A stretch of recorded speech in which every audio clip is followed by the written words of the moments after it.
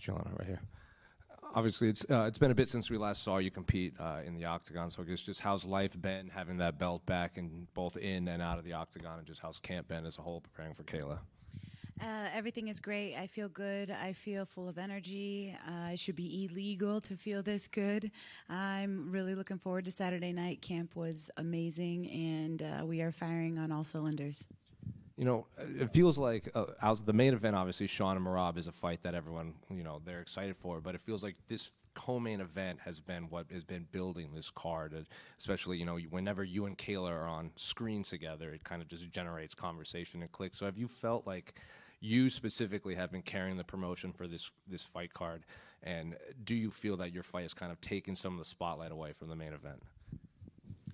No, I believe that when you work so hard, and I've been fighting for the promotion since 2013, when you work so hard to get to climb the mountain to UFC gold, and you're finally at the top of the heap, this is what comes with that territory. I have an opportunity, I have an obligation as a UFC champion to promote my fight and to get people interested in watching me fight. And these are the opportunities that I was fighting so hard for. So for me, it's something that comes very naturally for me, because this is what I've been building towards in my career my entire life. Obviously, a lot of people consider Amanda the greatest female fighter ever, but maybe she didn't do a lot of promotion. She didn't, talk the talk, as some would say. So given that you have a dance partner that does want to talk back to some extent, and her accolades and the interest she brings, do you feel like this is one of the more talked about women's title fights we've had in the UFC? Well, it's just good when you have somebody that can string a sentence together, that can speak the language, and that, is willing to banter back and forth with you. And so it's refreshing. It's refreshing. And obviously, even when she was in PFL, people have been asking for Kayla to, come to the UFC and fight for the title right away. A lot of people thought it'd maybe be Amanda. Some thought it would be you, but it is you. You're the one that gets to challenge Kayla Harrison in her first 5-round fight in the UFC. So I guess what do you make of her as an opponent, and I guess just the interest from the fans and wanting to see her fight for the title for so long? I think that the UFC is the greatest promotion that there ever was, and they do a really good job of creating the best fights possible and making sure that the fans get what they want. And this was a fight that the fans wanted, and it was the biggest fight in the division. And it makes a lot of sense that even though she only had 2 fights in the UFC, that she was able to come in and get a title shot based off of her being the 2-time champion and the accolades that she possesses. So it makes sense, and I'm obviously happy once I found out that it was not going to be Amanda after my win against Raquel. I moved on to the next greatest thing since sliced bread, and that was Kayla Harrison. So I welcomed the challenge. What was it like working with Max Snyder to prepare for Kayla? It was awesome. Max is a Chicago native. He grew up all his life in Chicago, and so for him to be able to come back to his roots, I think that it was great for him to be able to come back and to represent the people in the city of Chicago. So I know that was one of his main goals. And then also, when it comes to being able to say that you made it, he's coaching against somebody that, he had previously worked with, but against a team that, was back then, something that was like this big, huge thing for him as a younger gentleman. And so for him now to be able to, coach against them, I know that it's a nice nod for himself to be like, I made it, man. And so I know that it's a really special time for him as well. And then just last one for me, Kayla said the only chance that you had to win is to turn this into a brawl. So I guess, how do you see this fight actually playing out on Saturday? Well, if she said it's going to be a brawl, then I guess I'll give her what she wants. No, I see the fight playing out with me getting my hand raised. I don't know how, I don't know when. I just know that I am very dangerous everywhere. I have multiple avenues to win this fight. I can win off of my back, I can win off of the cage, and I can win off of my feet. And having multiple avenues and multiple paths to victory is what makes me more dangerous, whereas she has only one shot to beat me, which is laying on top of me for 25 minutes. Julianna over here, you just mentioned that you like having an opponent that banters with you a little bit. She was in here a few minutes ago, and she said that she was pretty unbothered by your trash talk, that you were just throwing spaghetti against the wall, and that you had to overcompensate for your fighting skills with mic skills. Do you think this is having an effect on her at all, or do you think that her being like an Olympic-level athlete with her mentality, like that it's not having an effect on her like some of your other opponents? I am not trash talking. I'm simply defending myself. This all started before I even knew who Kayla Harrison was. When I beat Amanda Nunes, I saw this blonde girl sitting cage side, freaking out, cussing and having all sorts of obscenities to say about me for beating Amanda Nunes and throwing a gigantic wrench in her plans. So she's been trash talking me for a long time, long before I even knew who she was.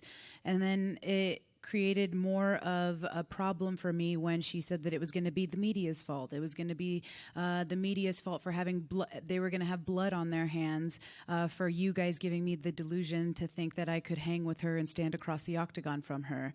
Then her agent had made a comment that she was going to win by murder and that she was going to catch some murder charges because she was going to murder me.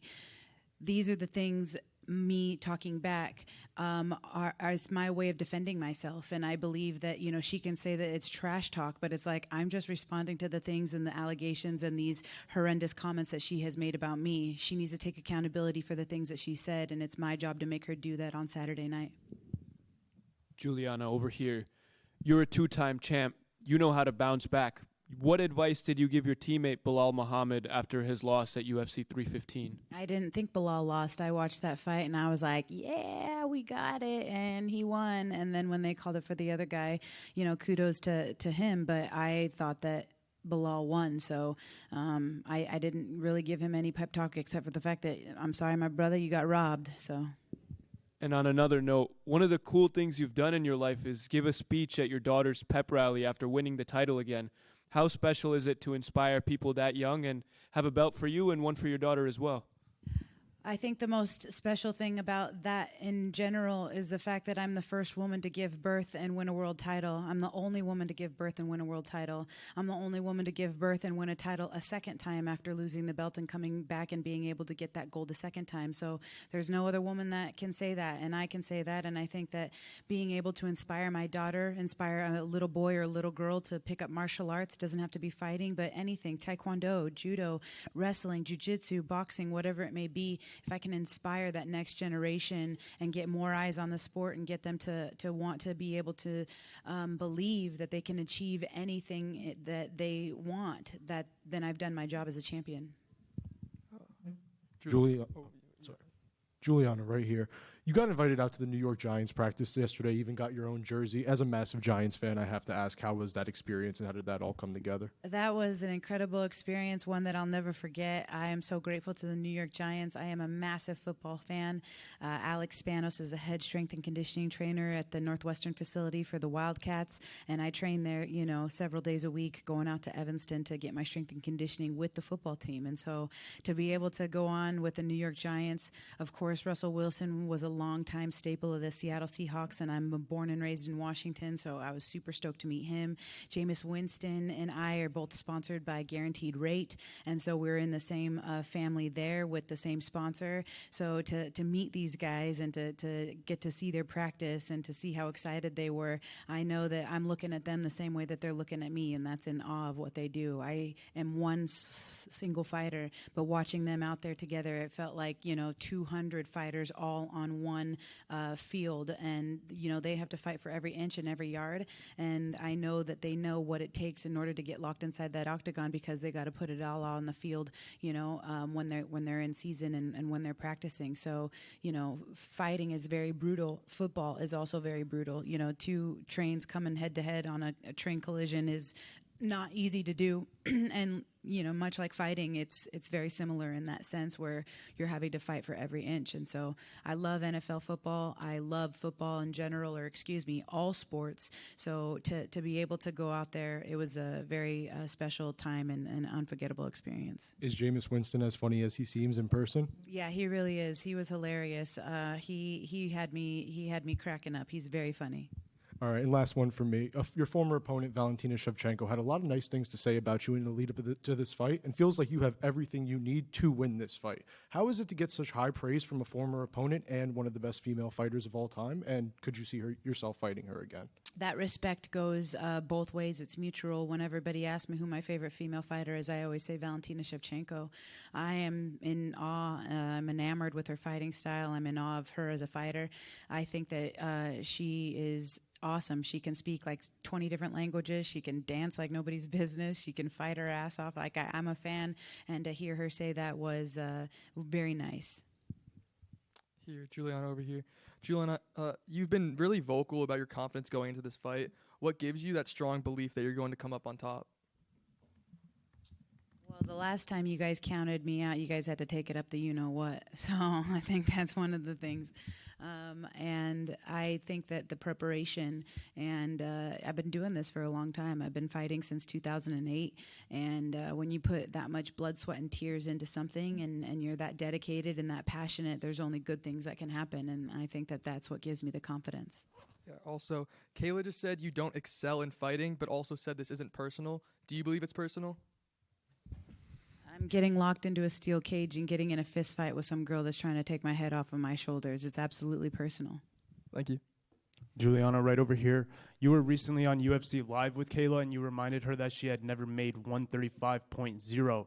Is that at all a concern for you this week? It's not a concern. I know that she's going to make weight. She's a professional, and she's going to come in at 135.0 come hell or high water. With that being said, this is going to be her first test at 135 pounds for 5 rounds. That's 25 minutes of fighting. So I think that's going to be more of the concern. And also on that episode, you had mentioned some of the lack of respect that you feel like you get. Do you think a victory over Kayla Harrison, given the way that people see her right now, do you think that would earn you a lot of the respect that you feel like is missing?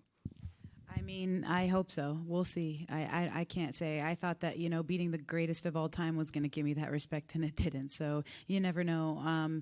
I say this often, but it's so true. It's never enough. So, it doesn't matter what you do. It's never enough. Everybody's always going to want more from you. And last for me, another quote from you was that you had nothing to lose and everything to gain in this fight. Can you just kind of reiterate that and tell us, how you feel with this matchup?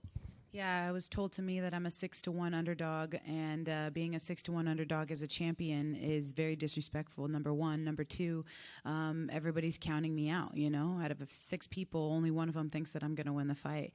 And that is putting me in a position where, since you think I'm going to lose in 5 seconds and you think that I'm already out of this fight, then I have nothing to lose and everything to gain. I'm obsessed with the process, not so much concerned about the outcome. I'm enjoying the process and obsessed with enjoying the process.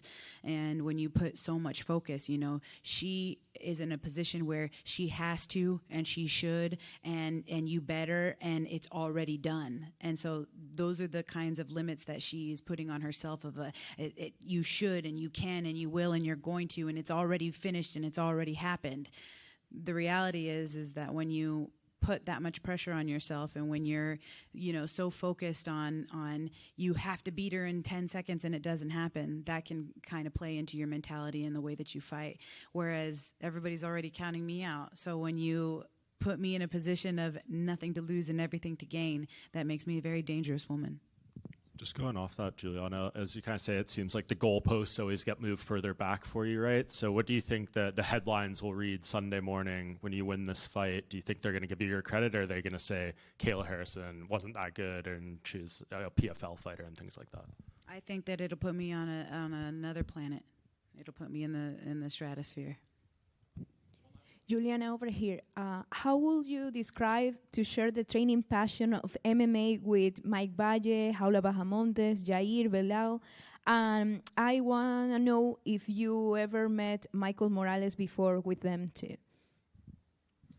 Yes, Michael Morales came to the gym, and when he trained with us a few times, I was absolutely, talk about enamored. I was in awe. Yeah, Michael Morales is the real deal, Holyfield. That guy is legit.